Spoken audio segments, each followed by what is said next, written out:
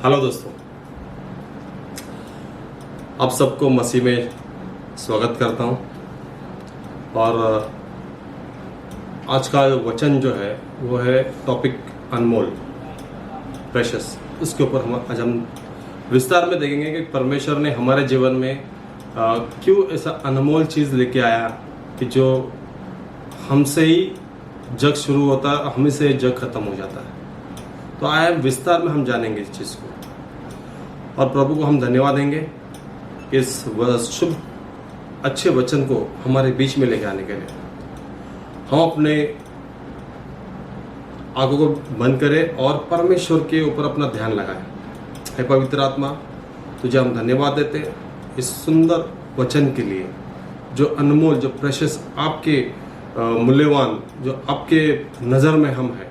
हे प्रभु, इस शब्द के लिए ज्ञान और बुद्धि देना, इसमें रहस्य मेरे हर एक बातों को हमारे सामने खोल के रख देना। यीशु मसीह तुम्हारा नाम से हम मांगते हैं, आमीन। एक वचन पढ़ेंगे जेनेसिस का 2:7। तब यहोवा परमेश्वर ने आदम को भूमि की मिट्टी से रचा और उसके नथनों में जीवन का श्वास फूंक दिया और आदम जीवित प्राणी बन गया। इस वचन के अंदर एक स्पष्ट मैसेज है, और स्पष्ट मैसेज ये है कि परमेश्वर ने आदम को भूमि की मिट्टी से रचा। यानी इसका मतलब जो है, पहले तो पुतला बनाया। जब पुतला बनाया और उस पुतले के अंदर उसने अपना जीवन का श्वास फूंक दिया। तो आज इस वचन को हम समझते हैं कि प्रेशियस यानी अनमोल। अनमोल क्या है हमारे लिए और अनमोल क्यों बोलते हैं? दरअसल अनमोल चीज जब शुरुआत होती है अनमोल की, तो अनमोल को उसका वर्णन किया जाता है। अनमोल का यानी कोई भी चीज जो होती है उसका वर्णन किया जाता है, उसकी तारीफ की जाती है, और उस तारीफ के अंदर उस चीज हो या व्यक्ति हो, उसका जो है पूरी तरह से हम एक पिक्चर बनाते हैं हमारे सामने। तो उसी प्रकार से परमेश्वर ने अपना श्वास फूंकने से पहले हमारे बारे में कुछ तो भी बोला, और क्या बोला परमेश्वर ने वो हम जानेंगे। वो हम जेनेसिस में 1:26 में हम जान लेंगे उसमें क्या लिखा है। फिर परमेश्वर ने कहा, हम मनुष्य को अपने स्वरूप के अनुसार अपनी समानता में बनाएं, और वे समुद्र की मछलियों और आकाश के पंछियों और घरेलू पशुओं और सारी पृथ्वी पर और सब रेंगने वाले जंतुओं पर जो पृथ्वी पर रेंगते हैं अधिकार रखें। ये अगर मैं हम इंग्लिश में बोले, ये डिक्लेरेशन है हमारे बारे में। हिंदी में अगर इसको बोला जाए, ये घोषणा पत्र है। यानी जो परमेश्वर जो है, हम इस धरती पे आने से पहले हमारी घोषणा पत्र कर दिया, यानी हमारा डिक्लेरेशन कर दिया, एक डिक्लेयर कर दिया। अगर इस धरती पर अगर मनुष्य आ रहा है तो वो मनुष्य किस रीति में आएगा, वो क्या करने वाला है, किस प्रकार से रहने वाला है और किस तरह से दिखने वाला है, ये हमारे बारे में है। और हम अनमोल है परमेश्वर के नजर में। अनमोल कोई छोटा चीज नहीं होता है, उसका कोई पैसे का कोई वैल्यू नहीं है। अनमोल एक कीमती चीज है जिसे पैसे से हम उसको तोल नहीं सकते, उस प्रकार से हम हैं। आज थोड़ा विस्तार में जानेंगे अपने बारे में, हमारे खुद के बारे में हम जानेंगे, क्योंकि हमेशा हम दूसरे के बारे में जानने की कोशिश करते हैं, लेकिन आज हम स्वयं अपने बारे में जानने की कोशिश करते हैं। क्यों परमेश्वर ने हमारे बारे में ऐसा लिखा है कि हम उसके स्वरूप है, यानी उसके हम कितने प्रेशियस हैं हम उसके लिए, और वो हमारा डिक्लेरेशन कर रहा है। आज हमको जानना बहुत जरूरी है। सबसे पहला वर्ड जो आता है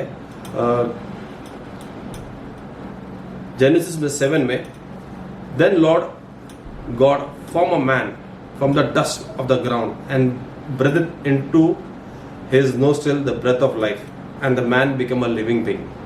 अब इस बात को समझो, इस धरती के ऊपर अगर मनुष्य को काम करना है तो उसको शरीर की जरूरत है। बिना शरीर के मनुष्य धरती पे काम नहीं कर सकता है। ये सबसे पहला सिद्धांत है परमेश्वर का। इसलिए परमेश्वर ने मनुष्य का पुतला बनाने से पहले मनुष्य के बारे में जानकारी दिया। यानी उसने ये नहीं बोला आओ हम मनुष्य को बनाए, यानी इसका मतलब ये नहीं बोला कि मैं मट्टी के ये करेगा। उस मनुष्य की बात कर रहा है, उस अनमोल रतन की बात कर रहा हूं। अनमोल रतन शरीर नहीं है, अनमोल रतन परमेश्वर का श्वास है जो हमारे अंदर है। अनमोल रतन वो आत्मा है जो हमारे अंदर है। अनमोल रतन वो चीज है जो भावना, जो परमेश्वर का जीवन है वो हमारे अंदर है। वो अनमोल रतन है, वो अनमोल चीज है। और उसी अनमोल के लिए परमेश्वर हमसे खुल के बातें कर रहा है, हमें यह समझाने की कोशिश कर रहा है कि इस धरती के ऊपर अगर आप सोचते हैं कि पैसा ही आपकी जिंदगी है और शोहरत ही आपकी जिंदगी है और मतलब 10 गाड़ियां 15 गाड़ियां करोड़ों रुपया अरबों रुपया कमाना ही आपकी जिंदगी है, तो इसका मतलब है कि आपने अभी तक अपने आप को नहीं जाना। अगर अपने आप को जानना है तो 3 स्टेप बताता हूं मैं, सिंपल स्टेप है। स्टेप नंबर 1, मुर्दा बोल सकता है? अगर हाँ तो आप मैसेज कर सकते हो और बोलो कि मुर्दा ने बात किया। दूसरी बात, क्या मुर्दा उठ के भाग सकता है? नहीं भाग सकता है। तीसरी बात, क्या मुर्दा अपने चेहरे के ऊपर शिकंज ला सकता है? नहीं ला सकता है, क्योंकि वो मुर्दा है, वो माटी का पुतला है। हम जेनेसिस 2:7 में हम देखते हैं तो परमेश्वर ने सबसे पहला क्या बनाया? माटी का पुतला बनाया। तो माटी का पुतले में फीलिंग्स नहीं होती है, माटी के पुतले में वो भाग नहीं सकता है, वो ब्रीदिंग नहीं कर सकता है। अगर ब्रीदिंग करना है तो उसके लिए प्राण की आवश्यकता है, और वो ही प्राण जो परमेश्वर ने हमारे शरीर के अंदर, हमारे इस माटी के पुतले के अंदर शरीर में रखा, वो प्राण जिसे हम श्वास लेते हैं, हम ब्रीदिंग लेते हैं, ये श्वास है, ये अनमोल है। हम ब्रीदिंग ले रहे हैं, हमारा आसपास में एयर है, ऑक्सीजन मिलता है हमें। ये ऑक्सीजन कोई मतलब ऐसा नहीं कि डायरेक्ट फ्री ऑफ कॉस्ट हमें मिल रहा है। ऑफ कोर्स इसके लिए प्राइस दिया गया परमेश्वर ने, वो प्राइस उसने बनाया, वो प्राइस दिया उसने, हमें अपने स्वरूप में बनाया और इस धरती पे भेजा। हमें इस धरती पे भेजने से पहले आप जरा एक बात सोचो, आपका भविष्य जो है, यानी परमेश्वर के नजर में आपका अंत वो पहले से जानता है।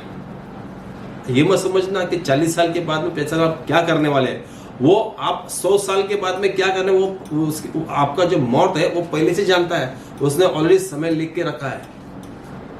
तो हम उससे कोई लुका छुपे हम लोग खेल ही नहीं सकते। और वचन है, वचन के माध्यम से हमें उस परमेश्वर को समझना बहुत जरूरी है। हम थोड़ा रहस्य को जानते हैं। माटी का पुतला जानते हो, माटी के पुतले को बनाने के लिए क्या क्या जरूरत होती है? मट्टी और पानी।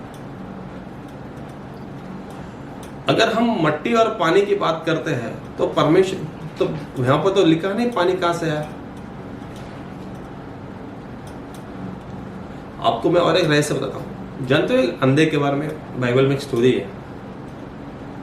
तो परमेश्वर ने कौन सा पानी लाया था? परमेश्वर अपना थूक डाला, मट्टी को गलाया और उसके आंखों पे लगा, बोला जा आंख धो के आ। पानी कहां से आया? परमेश्वर ने स्वयं अपने ही थूक से उस मट्टी को बनाया है। आज हमारे अंदर, बॉडी के अंदर पानी है और लहू है। इसके लिए नहीं है कि ये साइंटिफिक रीजन है। इसके लिए कि साइंस बाद में आया, पहले हम आए। हमारा अस्तित्व पहले है। इस धरती बनने से पहले हमारा अस्तित्व है। धरती तो बाद में बनी है। देखना है जेनेसिस 1:1 को पढ़े। जेनेसिस 1:1 में क्या स्पष्टीकरण बोला है परमेश्वर ने, इसको थोड़ा समझेंगे। आदि में परमेश्वर ने आकाश और पृथ्वी की सृष्टि की। यानी इसका मतलब आदि में, अगर मैं किसी को पूछूं आपका एड्रेस, आप कहाँ रहते हो, तो आप ये नहीं बोलोगे कि मैं बिल्डिंग के टेरेस पे रहता हूँ, आप ये बोलोगे कि मैं flat building number so and so, flat number so, उसके अंदर आप रहते हो। यानी इसका मतलब जो है परमेश्वर का कार्यालय है। ने आप और हम इस धरती पे आने से पहले हम परमेश्वर के अंदर थे, इसके लिए हम अनमोल है, इसी के लिए हम अनमोल है। हमारा अस्तित्व धरती का नहीं है, हमारा अस्तित्व जो, हमारा सोर्स जो है वो हेवनली सोर्स है। हम 25 साल से 30 साल से हम प्रभु यीशु मसीह को जानते हैं, हम 10 साल से प्रभु यीशु को मुझे जानते हैं, लेकिन कभी हमने सोचा है कि परमेश्वर क्या चाहता है हमसे? कभी कभी जो है हमारे पास में अनेक चीजें हमारे पास में आती है, जैसे सुसमाचार हम बोलते हैं। 3 प्रकार के होते सुसमाचार। पहला, हम स्वयं जाते हैं, जो हमारा ताकत पे, हमारे बलबूते पे हम जाते हैं। दूसरा, हमारे लीडर्स, हमारे पास्टर्स हमें भेजते हैं। और तीसरा, परमेश्वर भेजता है। जब परमेश्वर भेजता है ना, तो उधर कोई किसी को जरूरत नहीं है आपको यीशु थमाने की। परमेश्वर यीशु थमाने के लिए नहीं आया, परमेश्वर आया राज्य देने के लिए। अगर उसके राज को अगर समझना है तो अपने आप को जानना बहुत जरूरी है। क्या कहता है परमेश्वर का राज? परमेश्वर ने बहुत संक्षेप में 2 बातें की है हमसे। अपने चेलों को पूछा 10 अध्याय क्या है, तो सब लोग ने बोल दिया। तो परमेश्वर मालूम है क्या बोला उसने? इनसे सबसे बड़ा, सबसे श्रेष्ठ है प्रेम करना। यह है परमेश्वर का राज। आपके अंदर दया नहीं, आपके अंदर प्रेम नहीं, आपके अंदर प्रेम मतलब अगर सैक्रिफाइसल प्रेम नहीं है आपके अंदर, अगर आप सोचते हो कि नहीं यार वो इस तरीके का है, वो उस तरीके का है, तो आप अगर सिर्फ पॉइंट आउट ही करोगे या आप अपने दूसरे पे उंगली उठाओगे तो आप प्रेशियस कैसे हो गए?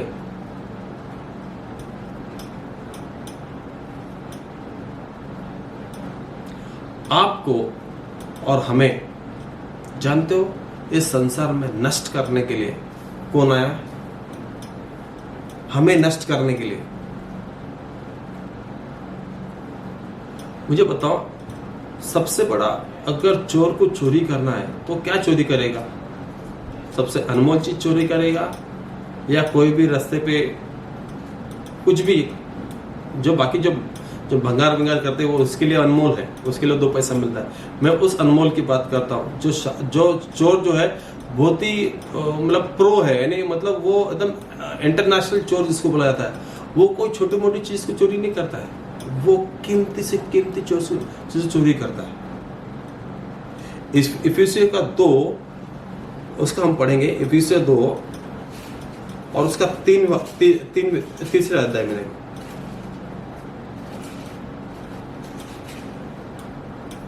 इनमें हम भी सबके सब पहले अपने शरीर की लालसाओं में दिन बिताते थे और शरीर और मन की इच्छाएं पूरी करते थे, और अन्य लोगों के समान स्वभाव ही से क्रोध की संतान थे।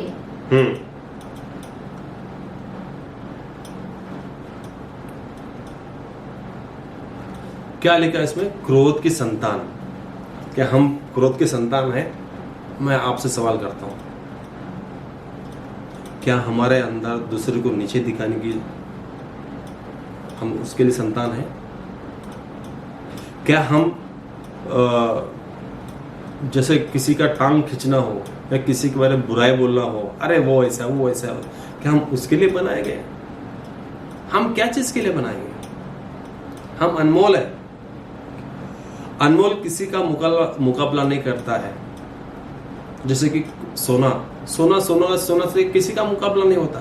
सोना ही है, हीरा ही है, चांदी ही है।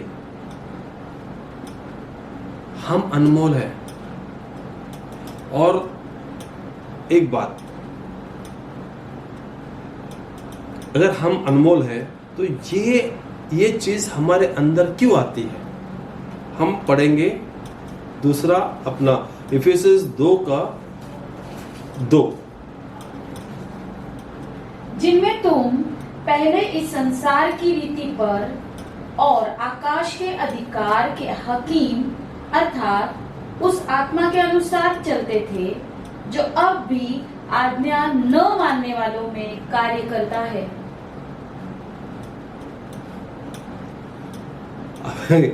यहाँ पर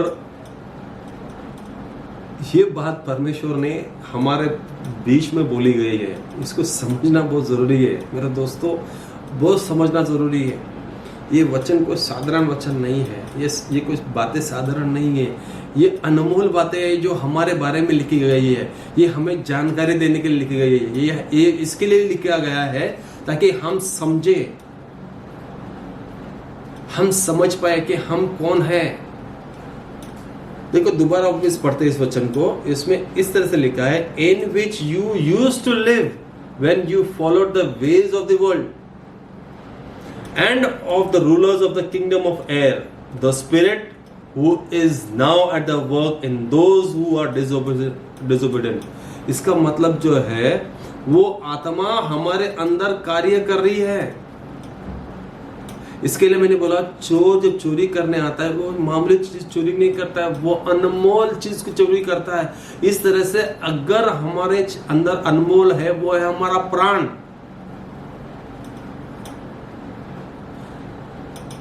देखो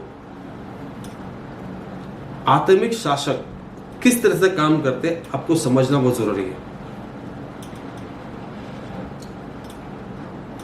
आत्मिक शासक जो है उसको चाहिए, उसको नष्ट करना है प्राण को। ओके, वो प्राण को ऐसे ही नष्ट नहीं कर सकता है, वो प्राण को नष्ट करने के लिए उसको शरीर में आना पड़ता है। जैसे कि आपके सामने छोटा सा उदाहरण देता हूं।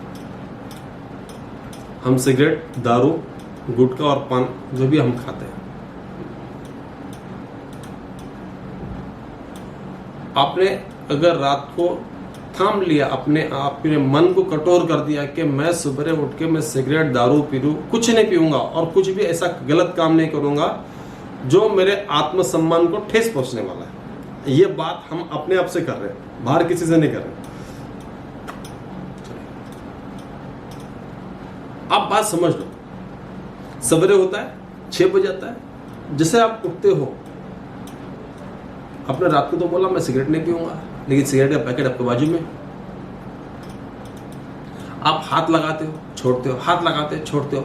आपके अंदर जो भावनाएं जो प्रकट होती है ना, भावनाएं जो अंदर जो उबलती रहती है ना, वो प्राण के अंदर उबलती रहती है, क्योंकि उस प्राण को उकसाने वाला और कोई नहीं दुष्शक्ति है। यहां पर लिखा हुआ है आत्मिक शासक। अगर यदि हमारे अंदर परमेश्वर की आत्मा कार्य करती जो है,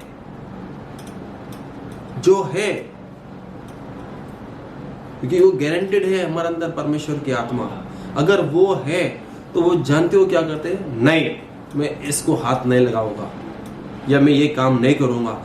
वो होता है परमेश्वर की आत्मा हमारे प्राण के ऊपर अधिकार रख के हमारे शरीर के माध्यम से काम कर रही है। परमेश्वर ने ऐसे ही यीशु मसीह ने नहीं बोला कि मैं तुमको जब तक मैं ऊपर नहीं जाऊंगा तुमको मैं सहायक नहीं भेजूंगा। तो मेरा प्रश्न आपसे ये है, जब परमेश्वर ने बोलता मैं जब तक ऊपर नहीं जाऊंगा मैं सहायक नहीं भेजूंगा, तो इसके अंदर हमारे अंदर आत्मा नहीं थी? उस तभी वो चेले के अंदर आत्मा नहीं थी आत्मा। परमेश्वर को अगर कार्य करना है इस धरती के ऊपर तो वो हमारे आत्मा के जरिए ही कर सकता है। आप बात सोचो अपने आप को आप 20 या 25 साल पीछे लेके चलो। क्या आपने दारू नहीं पिया? क्या आपने सिगरेट नहीं पिया? क्या आपने गुटखा नहीं खाया? क्या आपने कोई हर तरीके के गलत कार्य नहीं किए? फिर कौन सी आत्मा थी वो जो कार्य कर रही थी? कि परमेश्वर की आत्मा थी? कौन सी आत्मा थी आपके अंदर? आज हमने परमेश्वर में विश्वास किया, परमेश्वर ने हमको छुड़ाया और हम इस सब चीज को त्याग दिया। फिर ये कौन सी आत्मा है जो हमें त्याग देने के लिए बोल रही है? ये है परमेश्वर की आत्मा जो अनमोल है। इसी के लिए अनमोल है क्योंकि हमारे प्राण को वो अनमोल रखता है। परमेश्वर ने और एक बातें हमसे की, और वो क्या बातें की परमेश्वर ने हमसे? जेनेसिस का 1:26 क्या बोला? आओ हम मनुष्य को अपने स्वरूप में और अपने समानता में बनाए। क्या परमेश्वर ने ऐसा बोला कि आओ हम माटी के पुतले को अपने स्वरूप अपना समानता में बनाए? उसने मनुष्य कहा। हमें जानना जरूरी है कि मनुष्य है कौन और क्यों यीशु मसीह ने अपना लहू बहाया। क्यों बहाया अपना लहू? जानते हो, जब यीशु मसीह ने जो क्रूस पर था तो क्या बोला मन में? उसने 2 बातें की। सबसे पहली बात है, हे परमेश्वर, ये लोग नहीं जानते ये लोग क्या कर रहे हैं, इनको तो माफ कर देना। और दूसरी बात बोले कि हे पिता, मेरा आत्मा मैं तुम्हारे हाथ में सौंपता हूं।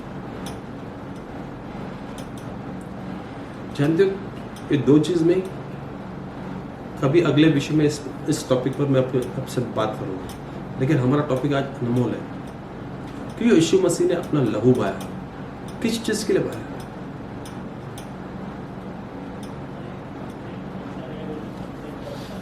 हमें परमेश्वर की महिमा करना है। इसका मतलब ये नहीं है कि हम बाकी चीज सब काम करें और प्लस यीशु मसीह की महिमा करें, वो नहीं होता है। अगर महिमा ही करना है तो परमेश्वर के हृदय से, परमेश्वर को जान के हम उसकी महिमा कर सकते हैं।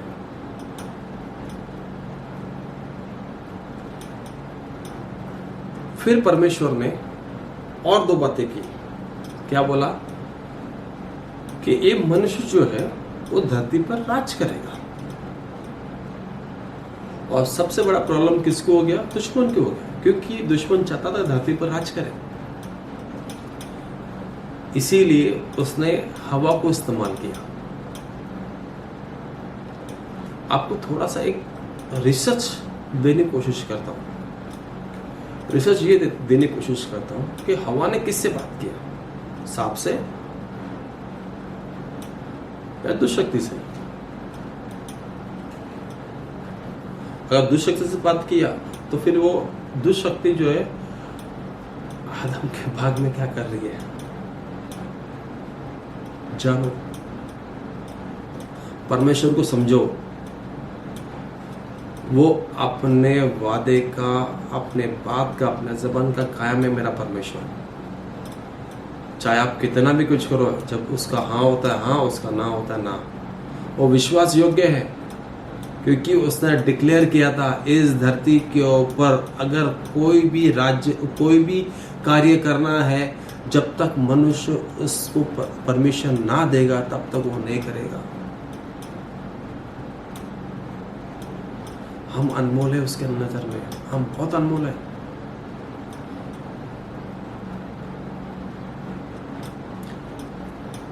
एक मोबाइल के बारे में हम जानते हैं, उसका नाम है एप्पल, आईफोन जिसको बोलते हैं।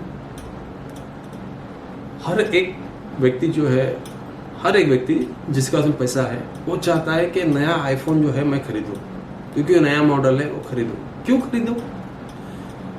तो इसका मतलब है जो 4000 वाला आईफोन जो फोन जो है वो भी काम नहीं करता है।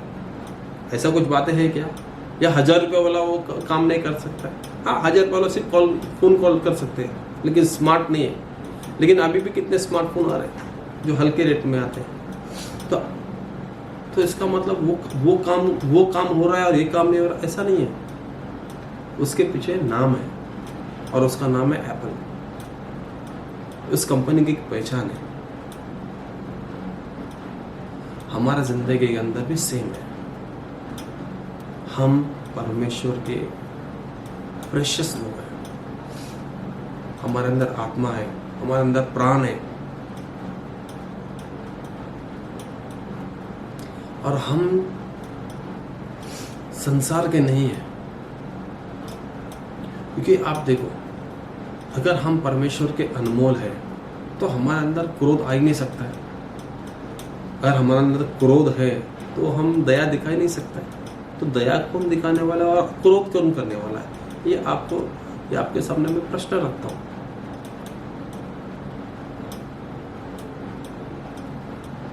और परमेश्वर ने और भी बात की कि हम मछलियों पर राज करें, हम आकाश के पंछियों के ऊपर राज करें, धरती पर हम फैले, धरती को हम अपने वश में करें।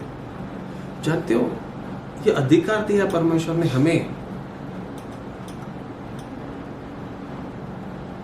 हमें अधिकार दिया है, लेकिन क्या हम उस अधिकार का उपयोग कर रहे हैं? अगर हम कर रहे हैं तो फिर इस धरती के ऊपर क्यों आज हर एक जगह पर मारामारी होती है, हर एक जगह पर दुष्ट काम होते हैं, हर एक जगह पर मतलब ठगने की बात होती है, हर एक जगह पर किसी को नीचे गिराने की होती है, किसी को मारने, किसी को काटने की बात होती है। क्यों आतंक फैला इस धरती के ऊपर? क्यों? ये सवाल हमको आपसे करना है। मारने वाला काम परमेश्वर का नहीं है, मारने वाला काम परमेश्वर का बिल्कुल नहीं है, और परमेश्वर कभी किसी को नहीं मारता है। हमें ये सोचना है। हम अगले भाग में देखेंगे कि परमेश्वर किस तरह से हमसे बातें करने की कोशिश कर रहा है, कि हम कितने अनमोल हैं। Thank you.